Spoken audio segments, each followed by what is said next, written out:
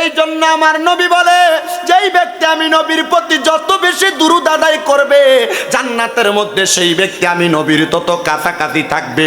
আমার নবী কই উম্মত শুধু তাই না, আমি নবীর উপরে কেউ যদি একবার দুরূদ শরীফ আদায় করবে ওই ব্যক্তির নামের উপরে আমার আল্লাহ জান্নাতে একটা গাছ লাগাইয়া দিব।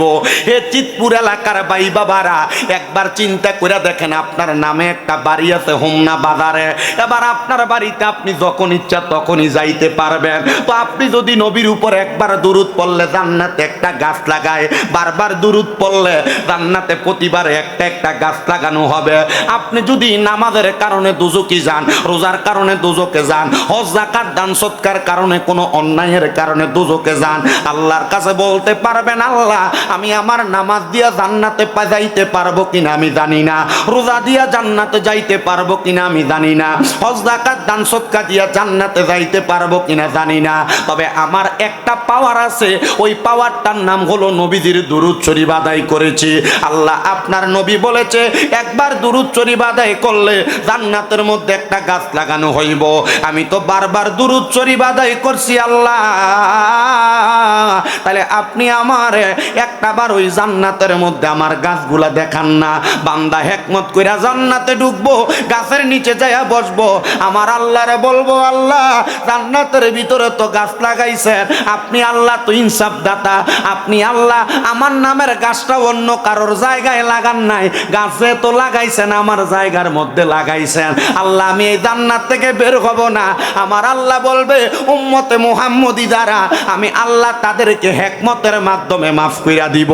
ওই বান্দাটা ওই উম্মতরা জান্নাতের ভিতরে থাকবে।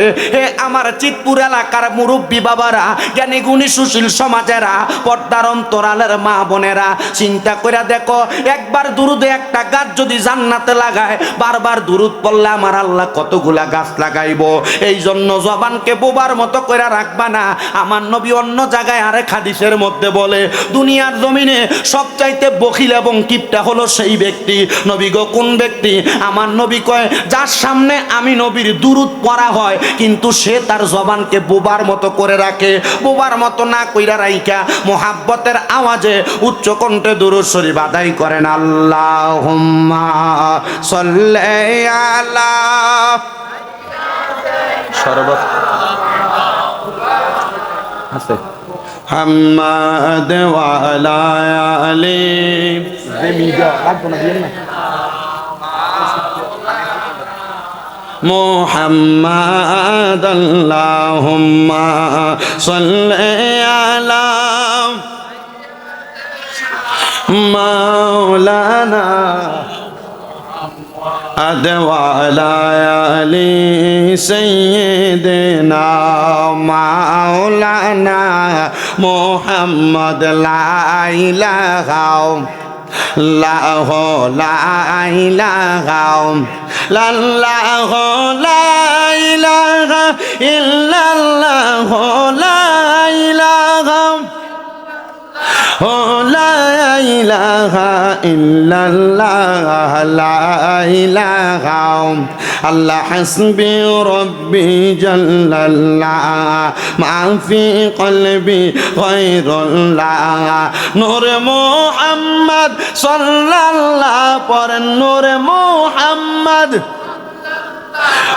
লা ইলাহা ইল্লাল্লাহ লা ইলাহা ইল্লাল্লাহু লা ইলাহা আল্লাহ আদম হাওয়া বানাইলা, তুমি বেহেশতের মাঝে পাঠাইলা, আবার হেকেমতে গন দমে খাওয়াইয়া, হেকেমতে গন দমে খাওয়াইয়া দুনিয়াতে পাঠাইলা। লা ইলাহা ইল্লাল্লাহু লা ইলাহা লা ইলাহা ইল্লাল্লাহ মুহাম্মাদুর রাসূলুল্লাহ সাল্লাল্লাহু আলাইহি ওয়াসাল্লাম। এই নবীজি এখনো পর্যন্ত রওজা মুবারকে জিন্দা অবস্থায় উম্মত উম্মত কইয়া কান্দে। আমরা তো ওই নবীর উম্মত, নবী উম্মত উম্মত করছে, আমরা নবী নবী করব, এটাই তো ফয়সালা। কথা কন্যা ঠিক কিনা?